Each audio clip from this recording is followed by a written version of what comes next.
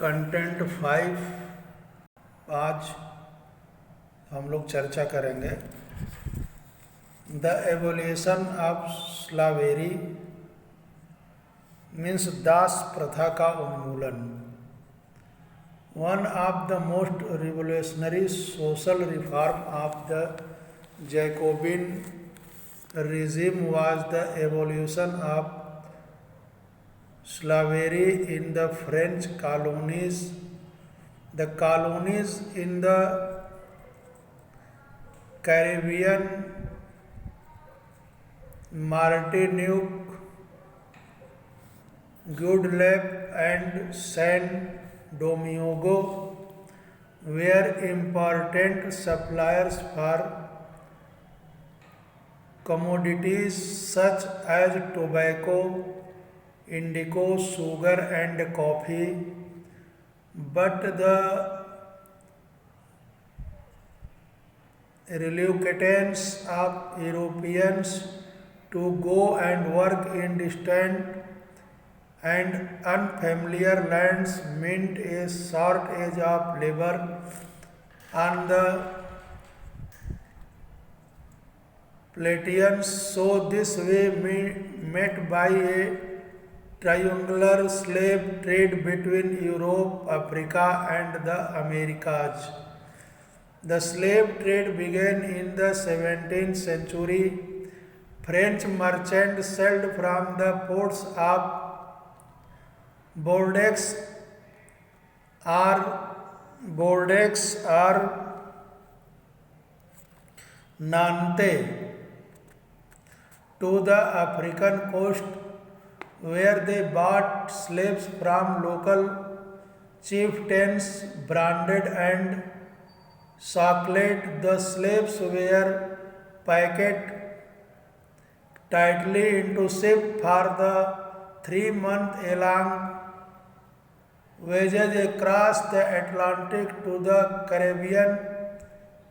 There they were sold to plantation owners.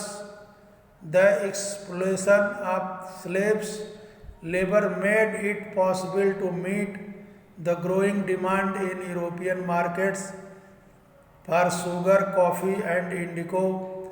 Port cities, the Bordeaux and Nantes, owed their economic prosperity to the flourishing slave trade. दास प्रथा एक ऐसी प्रथा जिसमें उनको खरीद करके अपना गुलाम बना करके उस समय European country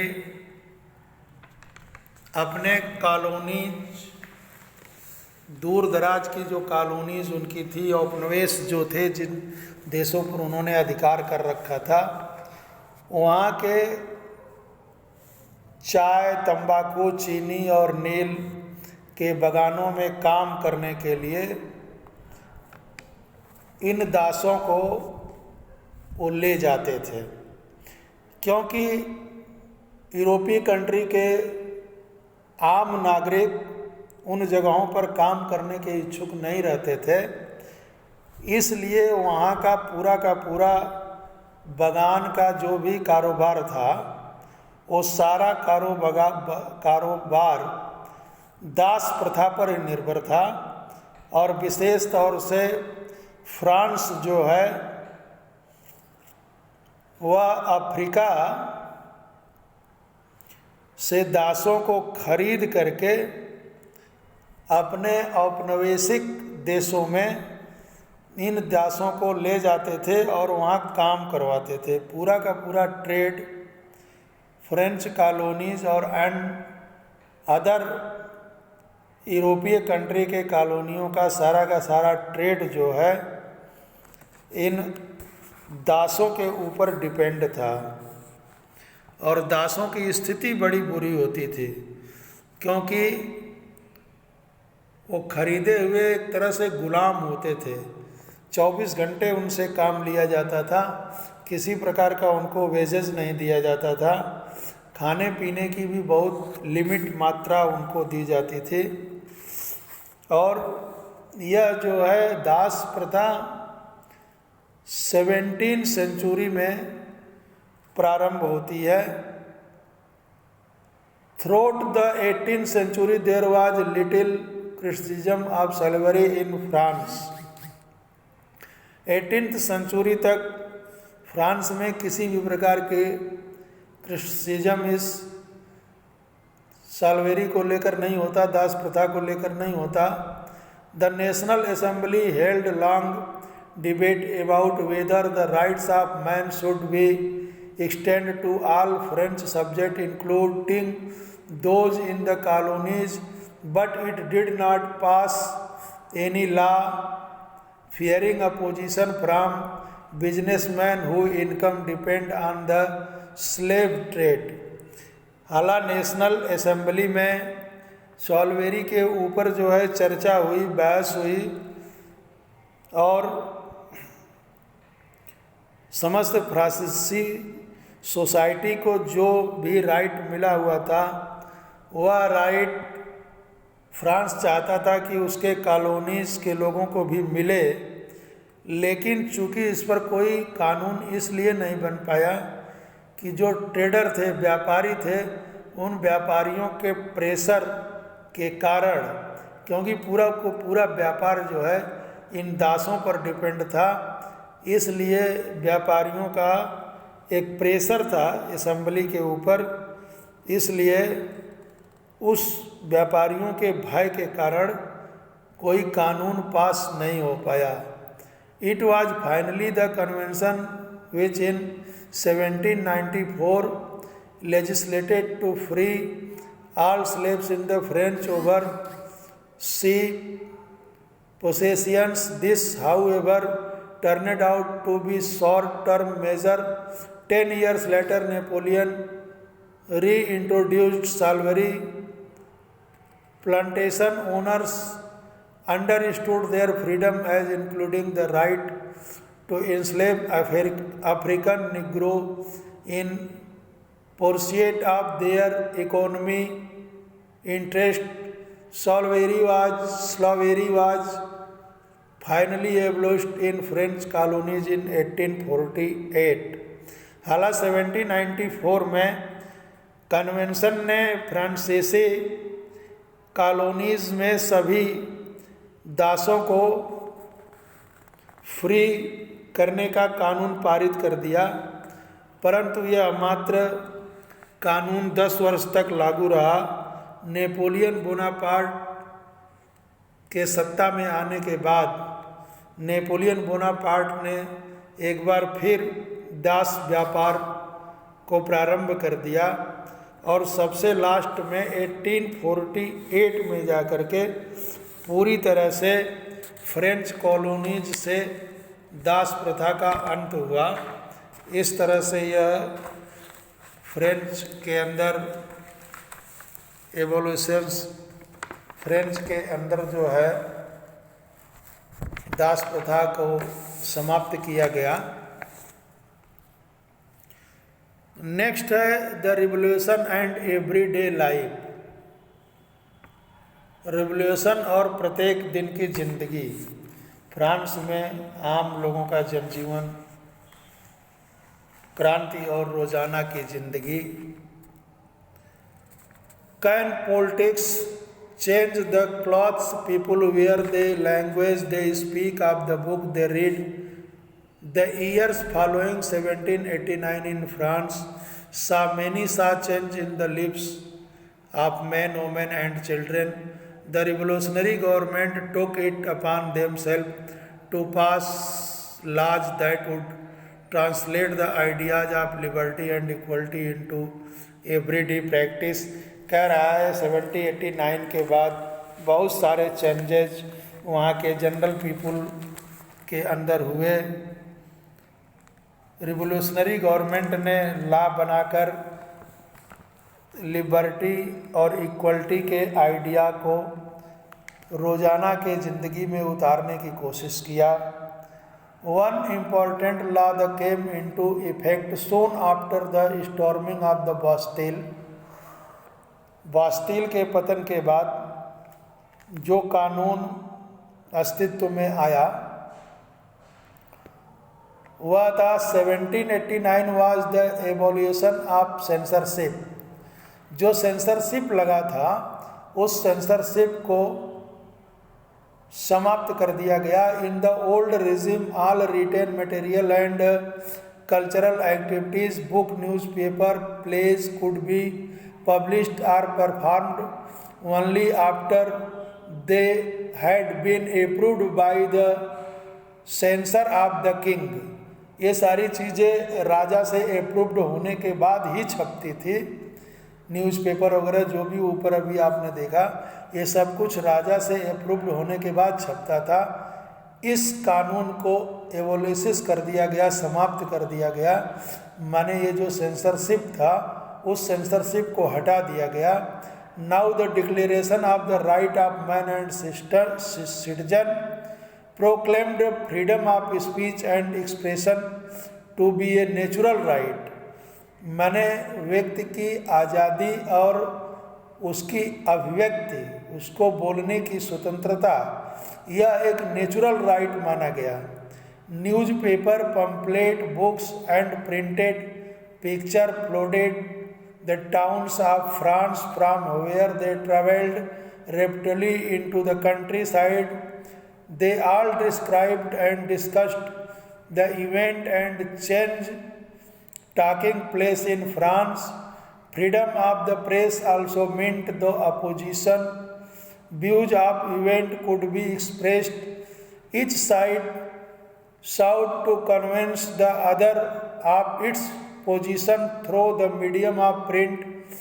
Plays, songs and festive processions attract large number of people. This was one way they could grasp and identify with ideas such as a liberty of justice that political philosopher wrote about the at length in text which only a handful of educated people could read। कह रहा है कि अधिकारों का जो right of declaration के द्वारा भाषण एवं अभिव्यक्ति की स्वतंत्रता को एक नेचुरल राइट अनाउंस कर दिया गया, जिसके परिणाम स्वरूप प्रिंट चीज़ों की हो, चाहे बुक हो, पर्चा हो, पुस्तक हो, पेपर हो, अखबार हो, जो कुछ भी हो, वो प्रिंट चीज़ों की फ्रांस में एक तरह से बाढ़ आ गई, जहाँ से वह तेज़ी से गांव देहात तक जा पहुँचा। उनमें फ्रांस में घट रही घटनाओं एवं परिवर्तनों का ब्यौरा और उन पर टिप्पणी होती थी।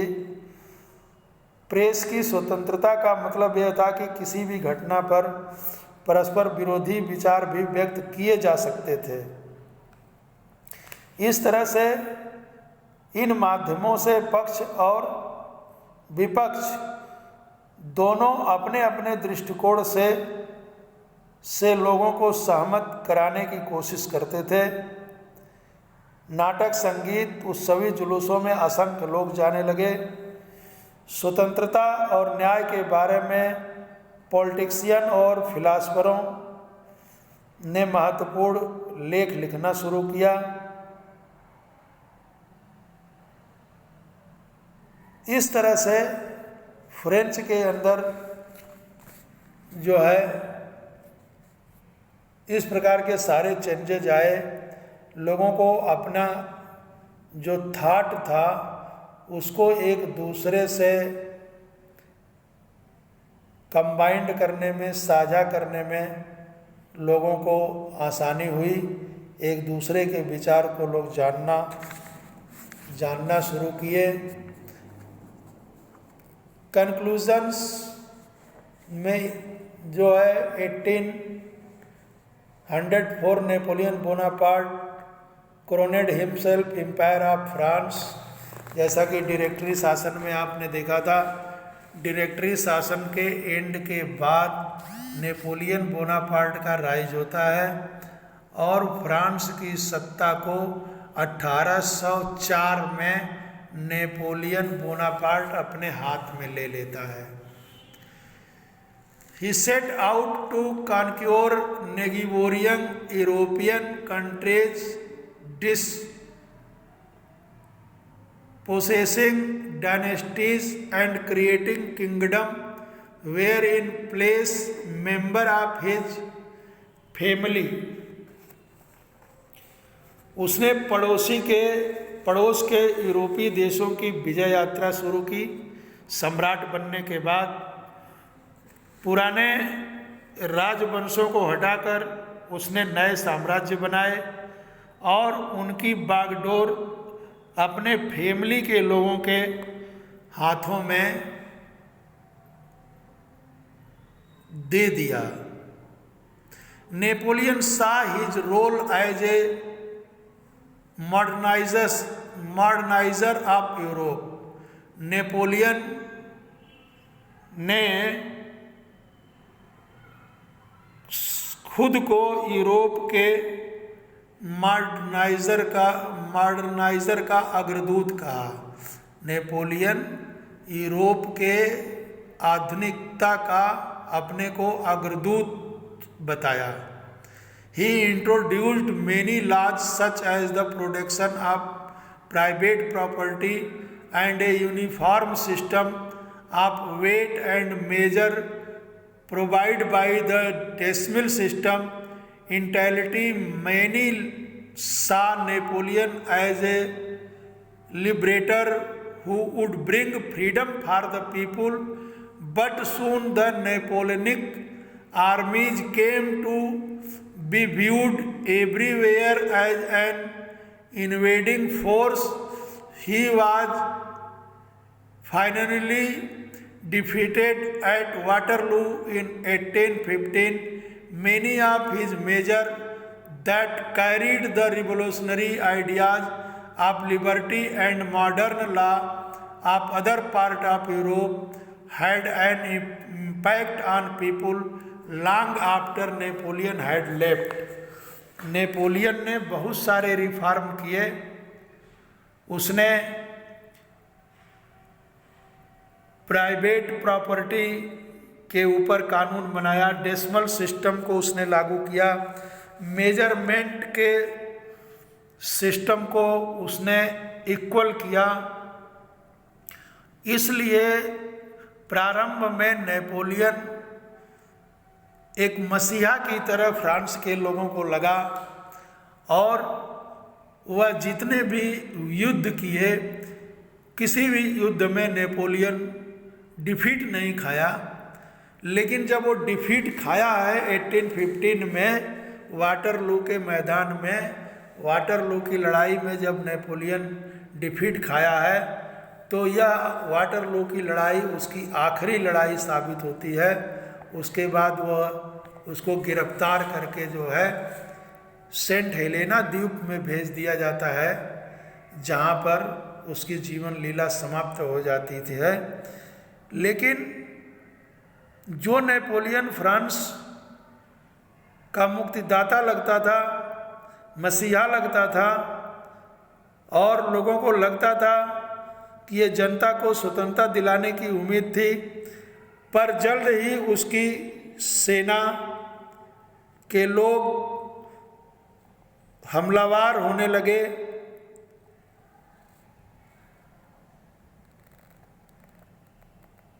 और धीरे धीरे पूरे यूरोप के अन्य कंट्री मिल करके नेपोलियन को वाटरलू के लड़ाई में पराजित कर दिया।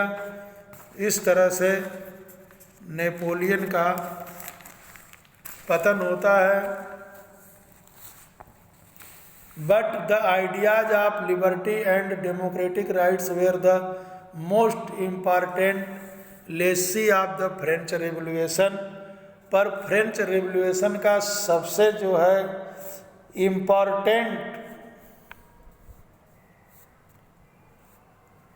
कैलकुलेशन निकलता है वह लिबर्टी एंड डेमोक्रेटिक राइट का, माने स्वतंत्रता और जनवादी अधिकारों का जो आइडिया है वह फ्रेंच रिवॉल्यूशन से ही निकलता है और this spread from France to the rest of Europe during the 19th century, और पूरे यूरोप के अंदर 19th सेंचुरी में यह आइडिया पूरे यूरोप में फैल जाता है, where federal system were abolished, और पूरे यूरोप में जो फेडरल सिस्टम होता है, सामंतवादी व्यवस्था जो होती है, वह सामंतवादी व्यवस्था पूरे यूरोप में धीरे धीरे वो समाप्ति की ओर होती है, उसका अंत होता है। और colonies people revoked the idea of freedom from bondage into their movement to create a sovereignty nation state, और संप्रभुता संपन्न राष्ट्र राज्यों की स्थापना होती है, तथा आंदोलनों में दासता से मुक्त के विचार को एक नई परिभाषा भी मिलती है। Tipu Sultan and Ram Mohan Roy are two example of individual who respond to the ideas coming from revolutionary France। माने अपने देश में टीपू सुल्तान और राजा राम मोहन राय ऐसे दो लोगों का उदाहरण है जो फ्रेंच रिवॉल्यूशन से काफ़ी इंस्पायर होते हैं और वहाँ से ये लोग जो है काफ़ी कुछ सीखते हैं। टीपू सुल्तान तो हिस्ट्री में यहाँ तक मिलता है कि टीपू सुल्तान ने अपनी सेना के मॉडर्नाइजेशन के लिए फ्रेंच ट्रेनर तक रखा था। फ्रेंच आर्मी से इतना प्रभावित था, इफेक्टिव था टीपू सुल्तान, कि टीपू सुल्तान ने अपने आर्मी के मॉडर्नाइजेशन के लिए उसने फ्रेंच ट्रेनर तक को अपने जो है राज्य में रखा था, बुलाया हुआ था। और राजा राम मोहन राय, जिनको भारत के नव जागरण का अग्रदूत कहते हैं या नव जागरण का पिता कहते हैं, वह इस फ्रेंच रेवोल्यूशन से काफ़ी जो है प्रभावित थे। इस तरह से ये जो है चैप्टर फ्रेंच रेवोल्यूशन का समाप्त होता है। थैंक यू, धन्यवाद।